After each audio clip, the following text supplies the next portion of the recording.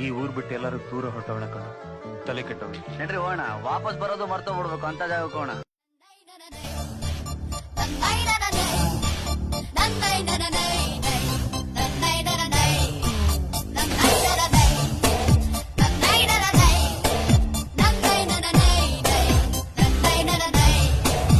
ಆಕಾಶ ಇಷ್ಟೇ ಯಾಕಿದೆಯೋ, ಈ ಭೂಮಿ ಕಷ್ಟ ಆಗಿದೆಯೋ,